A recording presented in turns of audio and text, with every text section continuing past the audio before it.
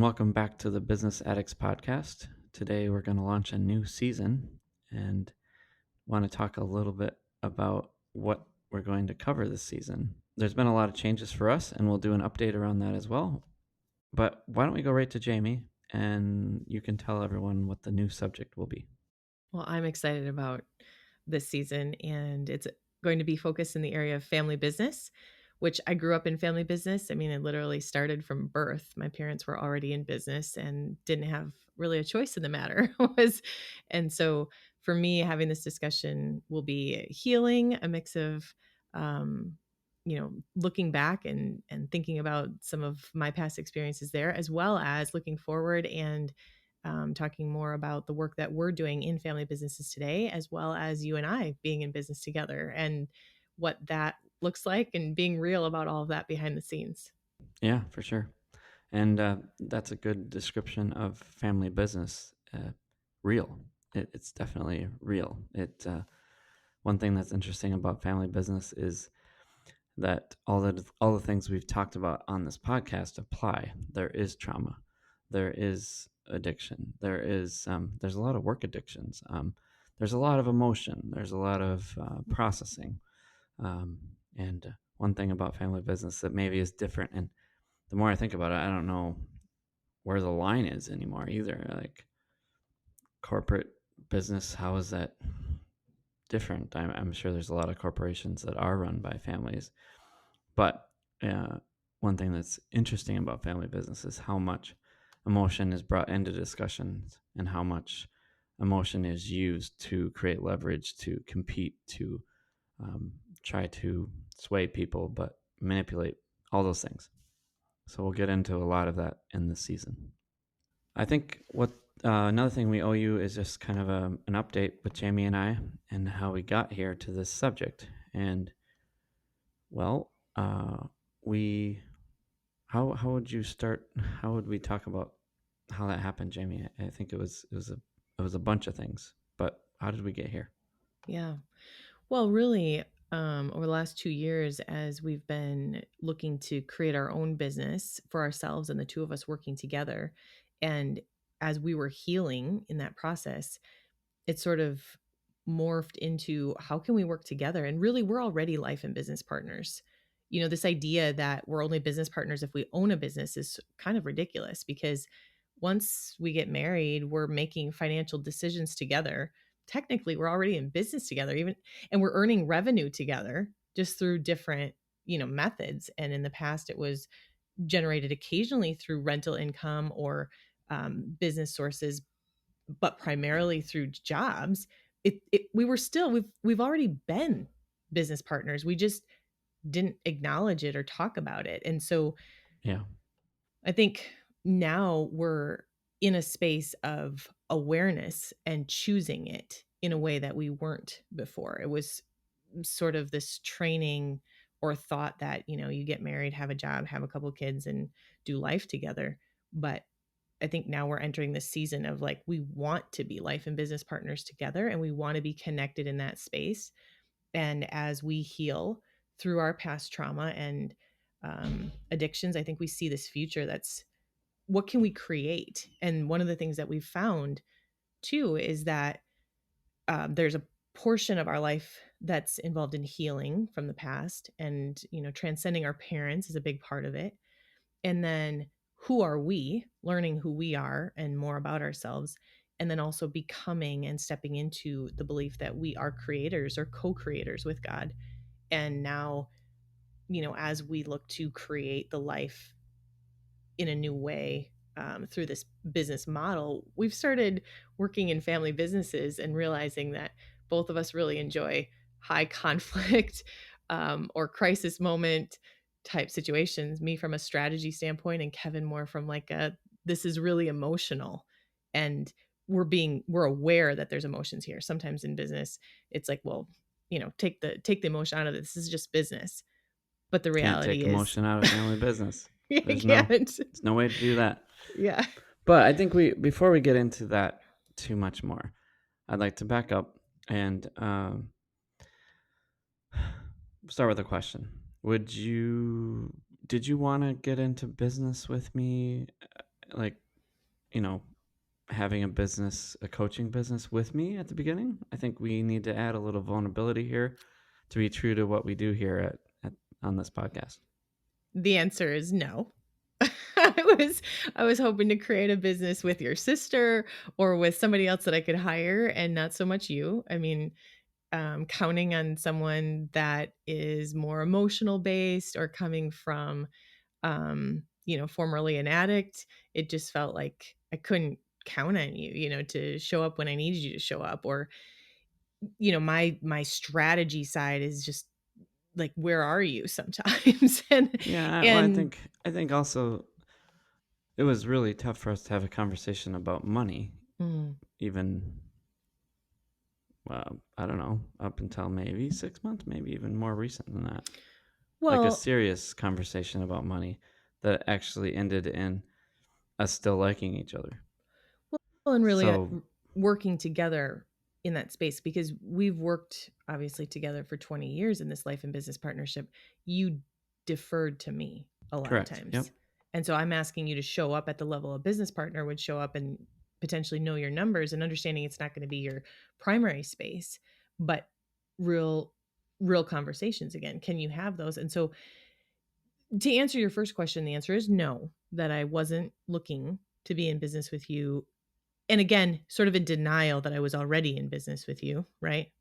Um, and initially, 15, 20 years ago, we said we could never do business together. So this is going in Sure. and saying, Yep. who are the people that we need to become in order to be in business together? And realizing that it could be amazing if we become those people. And we're both committed to that now. So I think it's really shifted. Yeah, I think one thing a thought that just came was I think one thing around that we didn't want to be in business together was just like we put your parents on a pedestal. Like we knew they were imperfect, but like somehow they could do it, but we couldn't do it, and it wasn't us. And so I don't know. That was a thought that just came, especially your mom, but Mm. both really, that they somehow navigated that and did such a great job in business and created these massive companies together. Um, I don't know. There was something there. Where I was like, it's just not us. I gotta go get a job, and yeah, Well, let's dig into that a little bit, because I think that goes back to, when did you acknowledge that you were ready to become a business owner and be able to say the words, I am a business owner? And technically, again, we were already in business together. We've had other side things and we had rentals together. But I think there was a shift in awareness and maybe saying, I am a business owner. mm-hmm. Yikes. Well, there was definitely different layers to that, and that's been on the podcast to a certain extent already. But I don't think I really was able to say that until recently. Where I mean, okay, so a lot of my healing has come from situations where I finally figure out what is feels right, right, and then it's like, oh, I get it. Like I caught up to reality, and so maybe I'll explain some of what has changed for us is that like somehow we found out, I would say through needing to, probably is the biggest reason. Like we absolutely needed to figure out our business situation. Um, but from that place of need, we started to realize, or I certainly started to realize that the things that I didn't want to do in business, Jamie loved. And the things that she wanted to do in business, I hated. So we've found since then that there's some variation to that. Like there's some things that I need to do that she's really good at, right? Like that's still true. And there's some things that I love doing that she still does, right? Um, like coaching. Um, you know, like I love to have one-on-one conversations, but there's a lot of times where it's super necessary for Jamie to be a coach and to be who she is as a coach because she's a little different than me, and we need those conversations. And we probably sometimes even need them on a continual basis for the people we're working with. So that's one example.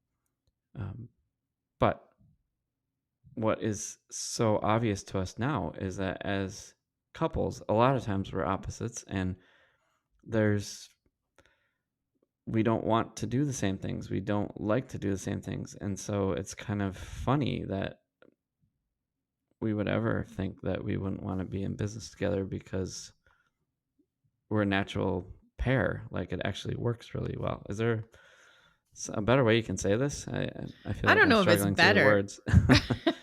I don't know if it's better, but I think about the speech that I have, that I'm working on right now about the peanut butter and jelly relationships and creating your perfect partnership in business. And most people that know me, but for those that are on the podcast might not know this about me, I love the the idea that people would be working in their geniuses. Well, how do you know if you're working in your genius? There's different assessments, different way to find out about that.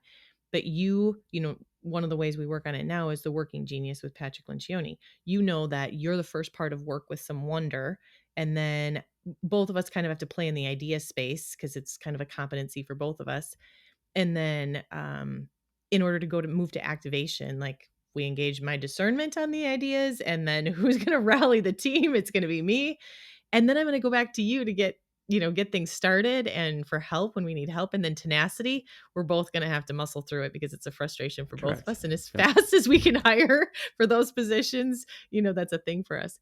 But things like that, to be able to know, um, and be able to have the language to communicate. We also use life languages to be able to say, okay, this is working in your lane. Can you help more with this? Or human design, like getting in alignment with our best gifts and talents, knowing what they are. So it's kind of like having good fences and good neighbors. I know what I'm going to be doing in the business. You know what you're going to be doing.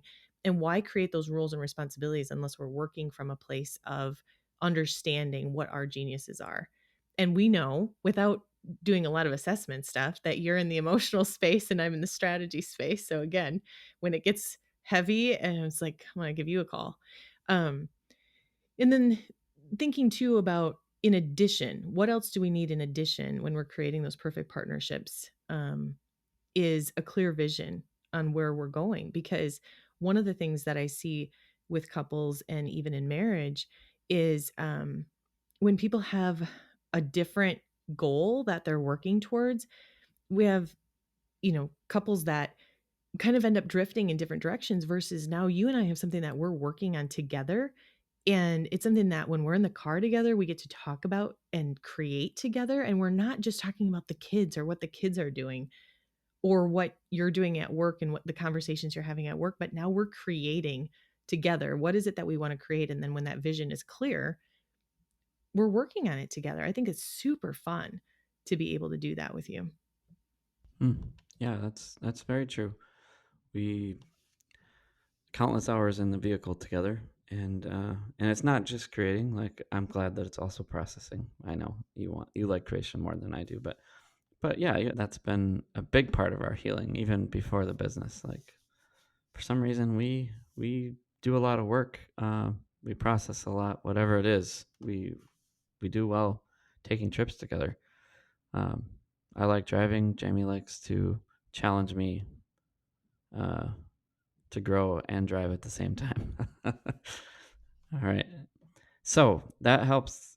I love what you did there, because what you did is answer my question and take it a little further. You linked something that I wasn't linking. Is one reason why we are able to clearly know that we're so different is because of all the personality profile work we've done.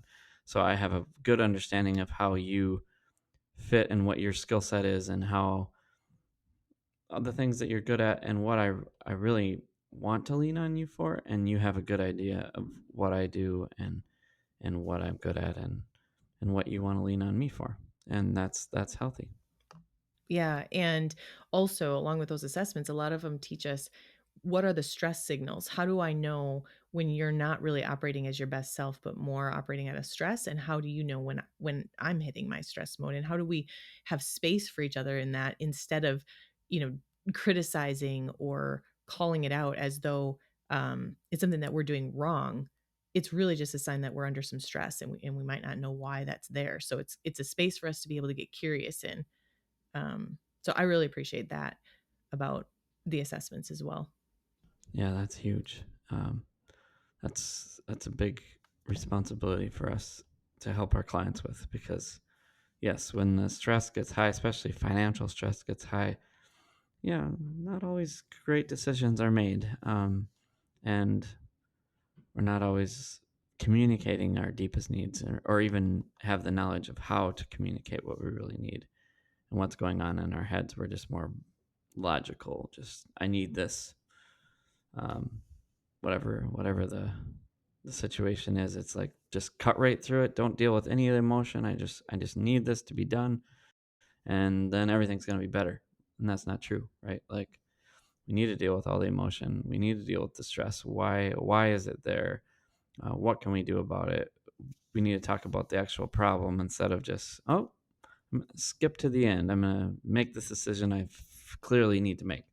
Yeah, what you're bringing up there really kind of leans into this next season with family business and us potentially bringing on people that also work in family business, but maybe in different areas than where we work. Maybe it's more the financial side or the legal side or mediation. Um, HR strategies. I mean, if we talk about family business from the perspective that we're coming from right now, which is that our clients have been in those space where they want trust, it's not there. Communication is broken down, and there's such a deep loyalty among the family members, and there's also some addiction in some of the family members that's impacting the businesses overall. And the question is, how can we help them create these legacy businesses? Or if there's someone that's not supposed to be a part of it anymore, how do we give them permission to leave without having to leave the family? And Mm-hmm. um, how do we help them create connection that's true connection and respect that's true respect, not just demanded respect, right? So I think if you could speak to some of the emotion that you see in the family business and some of the common themes, what do you see us talking about over this next year? Well, that respect word you just used is huge, right? There's some sides to the respect thing that I don't completely get, but it definitely there's this huge need for respect. I can definitely see that in both sides. Like on one hand, respect me by listening and doing what I want you to do, and on the other hand, respect me by seeing who I am. Like those two contrasts. Um, so we'll get into that a lot over the season. I'm guessing other people telling us what respect is, what they've seen on this whole word respect, and what the viewpoints that they've witnessed have been. And then also, I think communication Hmm. is, that piece where people want it. It's like a buzzword, like culture. People want it, another buzzword, but how to actually implement it. And what I believe is that family business already has a culture, and it's really digging into what is the positive of the culture and then what are the negatives, and then shifting through what do we want to keep and what do we want to let go as we move into this legacy business concept of what is the legacy we're creating, whether we're selling it, keeping it, making it multi-generational, really it doesn't matter. What is the culture that we want to keep? What is the culture that we need to let go of in order to move into that next generation or into that next phase? And so communication is and culture being these buzzwords, but the reality is, like we know with addiction, the opposite of addiction is not non-addiction, it's connection. And so part of the reason Yeah. that this business and this family business stuff matters is because when we start to have that breakdown in connection is when we lose the communication and the respect. And so it's all tied together in this weird bundle that, you can read about in a book, but how do we actually implement it one on one, and you and I have over this last 20 years of being married together and going through the struggles and the challenges that we've been through, when we commit to going through them, then we get to commit to finding out who we're capable of being in that process. And I really personally believe that the work that we've committed to doing in moving beyond our parents, transcending the things that we came into the relationship with, and then deciding, who do we want to be? What do we want to keep and what do we want to let go of is the same thing that needs to be done in each individual in the business. So that's kind of some of the things that have been on my mind and how I'm hoping to learn from other people through this next year. Because I know when we first started the Business Addicts podcast, we became aware that trauma was behind addiction at a level that we didn't know. So then that became season 2. And now season 3, we're stepping into serving in family businesses in a way that's very emotional, very invested, and it impacts both us and our clients. And I know that we want to show up for them 110%. And so finding those resources over the next year and bringing those same tools and resources to other people, finding the experts in the fields that we didn't know about, that didn't know existed. How can we learn to create a legacy for our family and for the business that we're creating through this process? That's the outcome that I would like to see at the end of the year, is that we really feel like we've learned so much that we can now implement in our business and helping our clients. Wow. Uh, let's not. Yeah, that's very Jamie. Let's set the highest bar possible for the season. Yep, I'm all behind that one.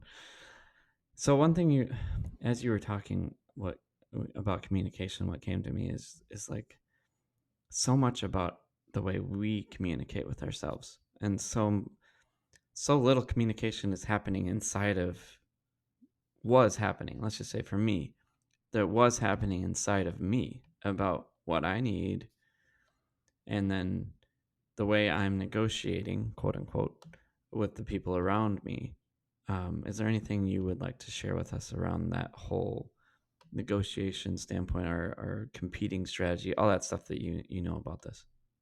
Yeah, love it. Thank you. So I learned recently there are 5 different types of negotiating styles. Obviously, you and I had listened to the book Never Split the Difference by Chris Voss, and another one by Orrin Clough. So we've kind of had this interest in, high level negotiation and different things like that.